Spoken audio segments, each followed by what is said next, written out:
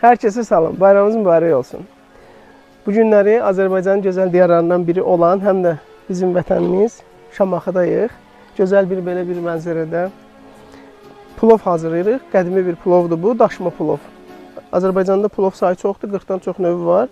Bu biraz Özbək plovuna da bənzəyir, amma dadı həqiqətən çox gözəldir. Plovumuz bişməyə az qalıb.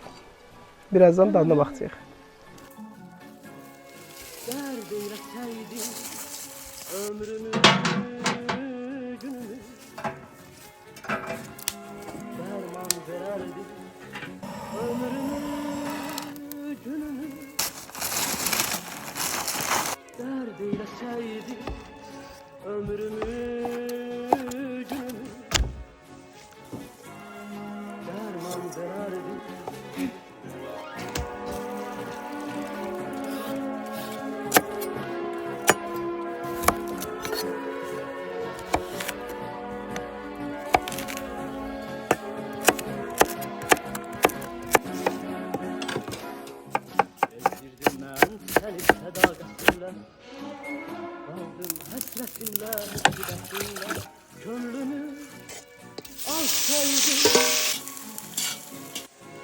Zulmətinlə sənə bir günəşlik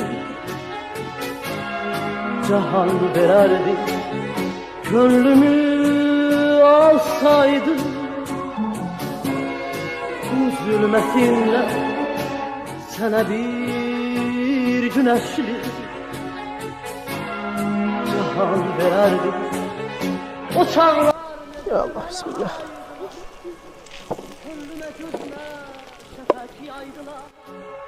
Keçən günlərimi qaytaraydılar, gələn günlərimi El necədir? Bombadır. Plovumuz hazırdır. Şimdi tadına baxırıq.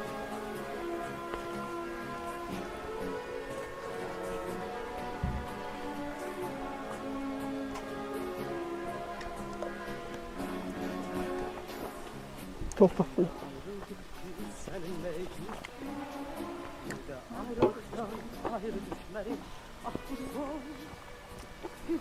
Bu da bizim kendi turşumuz.